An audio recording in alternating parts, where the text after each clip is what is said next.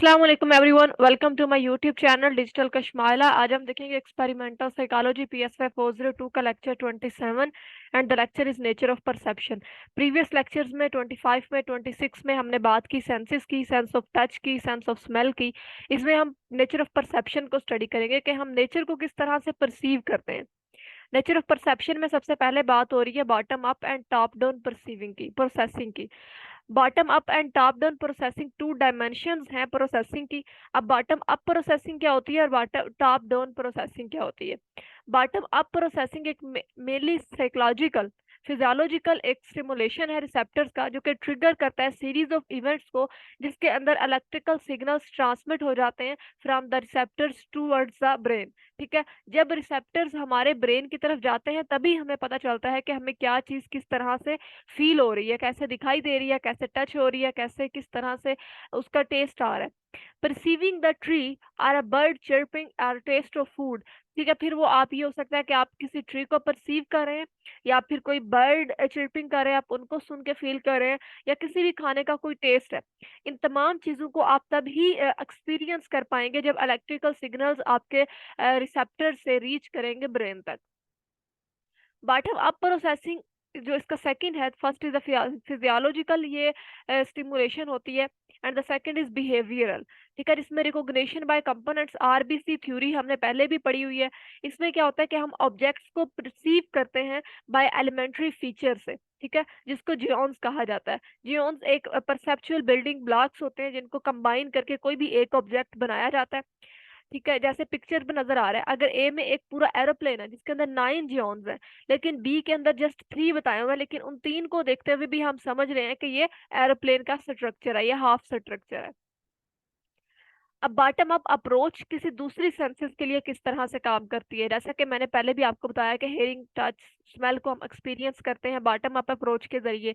अब हेयरिंग में क्या होता है कि अगर किसी भी आप कह लें कि सॉन्ग के वर्ड्स हैं, ठीक है, आपको किस तरह से पता चलता है, किस तरह से फील आती है कि ये किस किस्म का सॉन्ग है, सैड सॉन्ग है, ये रोमांटिक सॉन्ग है। उसके बाद kindness in the tone of voice, अगर कोई इंसान बोल रहा है तो उसके लहजे में कितनी काइंडनेस है, या कितना गुस्सा है, या कितना अग्रेसिवनेस है, वो भी आपको बॉटम अप अप्रोच से फील होगा। टच कुछ साइकोलॉजिकल बेसिस पर जब हम इन्हें जानते हैं तो एलिमेंट्स ऑफ टच इसमें शामिल होते हैं। Smell some evidence about perception of separate elements of compound odor or fragrance।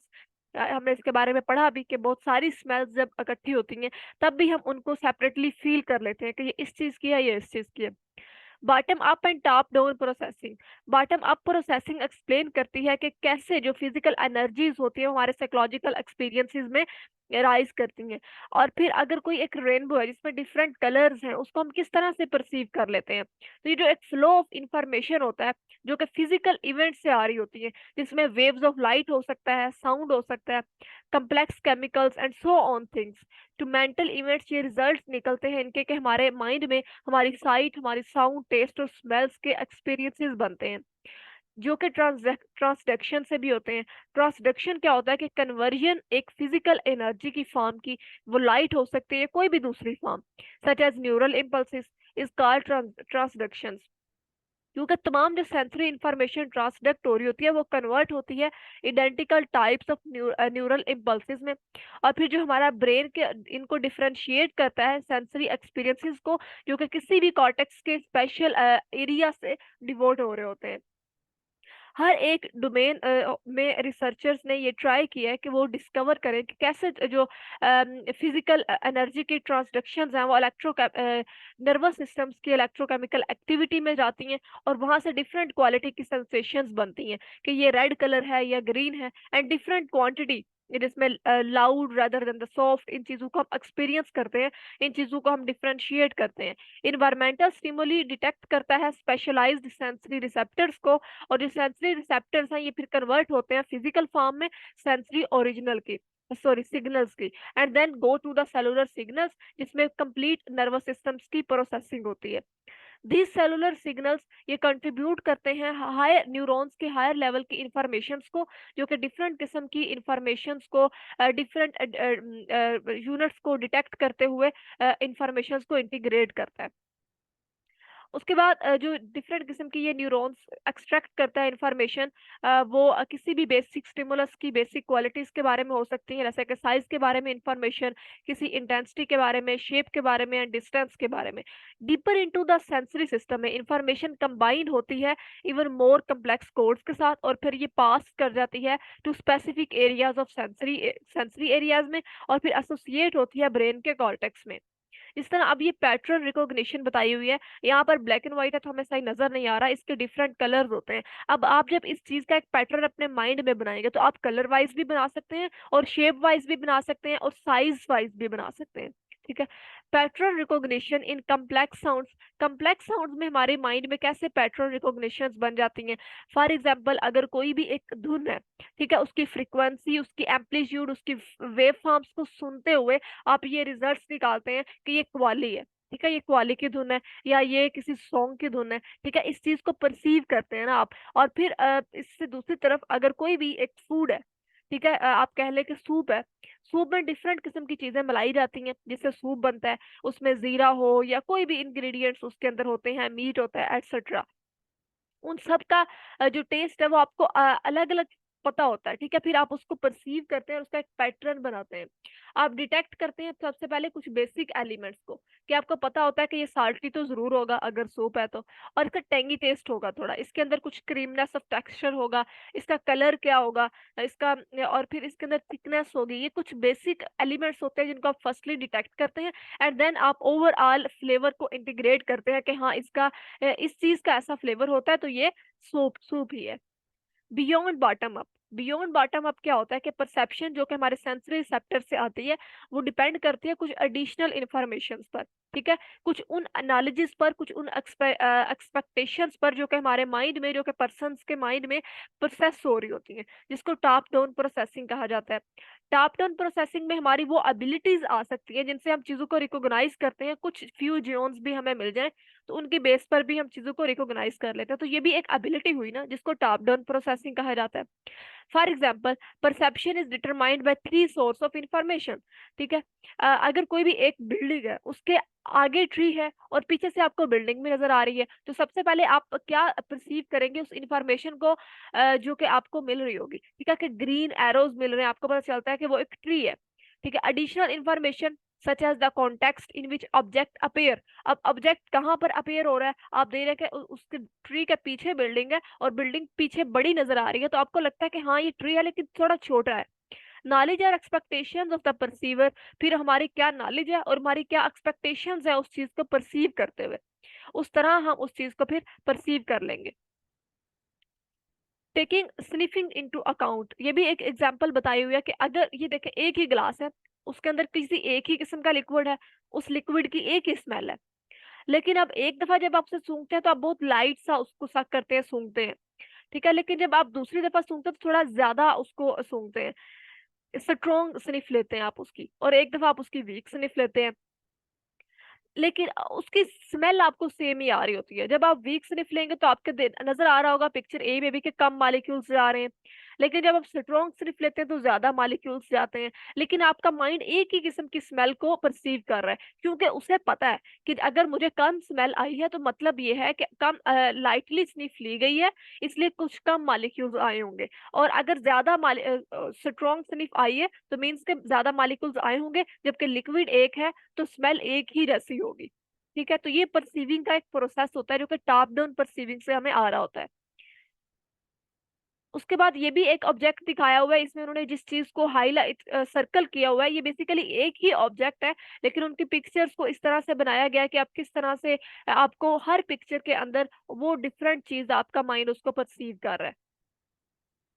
Attention and perception क्या होती है।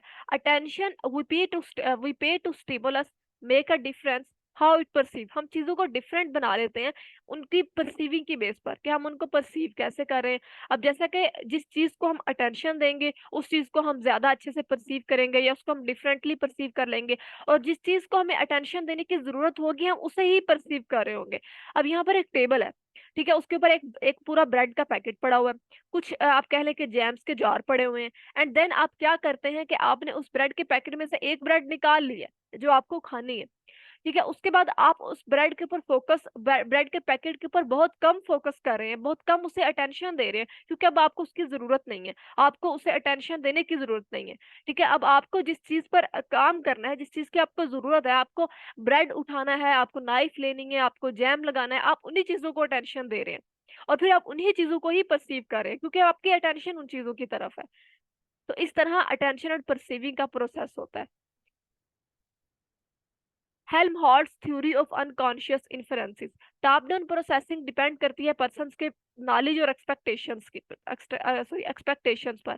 ठीक है, एक एग्जांपल है कि अगर आपने कोई भी एक मूवी देखी है जो किसी और लैंग्वेज में है, जिस लैंग्वेज का आपको नहीं पता, जो लैंग्वेज आप नहीं जानते, अब जब आप उसके सिर्फ पिक्चर को देख रहे होते हैं और जो इंसान वो बोल रहा है, मे बी वो बोल रहा है कि मैंने पिज्जा खाया और फिर उसके बाद मैंने कोल्ड ड्रिंक पी, तो यहाँ पर गैप आ रहा है। यहाँ पर एक पहले सेंटेंस खत्म हो रहा है कि मैंने पिज्जा खाया और उसके बाद आ रहा है कि मैंने उसके बाद कोल्ड ड्रिंक पी और उसके बाद वो फिर रुक रहा है, अगली बात कर रहा है। लेकिन जब आप उसकी लैंग्वेज आपको समझ नहीं आ रही, तो आपको ऐसे लग रहा होगा, आपको जो उसके ब्रेक डाउन हो रहा है ना उसकी लैंग्वेज के अंदर, उसके डायलॉग्स के अंदर, वो आप नहीं समझ पा रहे होंगे। आपको लग रहा होगा कि फ्लोली कोई इंसान बोले जा रहा है। स्पीच सेगमेंटेशन कहा जाता है इसको। ठीक है, जिसके अंदर आप कह रहे हैं कि अगर कोई एक लिसनर है जो कि सिर्फ इंग्लिश से फेमिलियर है, और दूसरा लिसनर है जो कि सिर्फ उर्दू से फेमिलियर है, ठीक है, और फिर वो रिसीव करते हैं आइडेंटिकल साउंड स्टिमुली को, लेकिन वो उनको डिफरेंट परसेप्शन से परसीव कर रहे होते हैं, क्योंकि हर एक लिसनर का एक्सपीरियंस उसकी लैंग्वेज के साथ उसकी परसेप्शन को इन्फ्लुएंस कर रहा होगा। परसेप्शंस डिपेंड करती है हमारे नॉलेज पे। हेल्महोल्ट्ज ने प्रपोज किया था एक प्रिंसिपल जिसको थ्योरी ऑफ अनकॉन्शियस इन्फरेंस कहा जाता है। उन्होंने ये स्टेटमेंट दी थी कि कुछ हमारी परसेप्शंस का ये रिजल्ट निकलता है कि कुछ अनकॉन्शियस अजम्पशंस जो हैं वो हमारे इन्वायरमेंट के मुताबिक हम उनसे अजम्पशंस को बनाते हैं, अनकॉन्शियस अजम्पशंस हम बना देते हैं। और ये थ्योरी प्रपोज की गई थी to account of our ability, हमारी उन एबिलिटी पे जिसमें हम परसेप्शंस बनाते हैं डिफरेंट किस्म के स्टिमुलस इंफॉर्मेशन को लेकर इन मोर देन वन वे में। फॉर एग्जाम्पल, यहाँ पर अगर पिक्चर्स लगी हुई हैं, ए पिक्चर में आपको लग नजर आ रहा है कि एक फ्रेम है, उसके पीछे दूसरा है, बी में भी नजर आ रहा है, सी में भी नजर आ रहा है।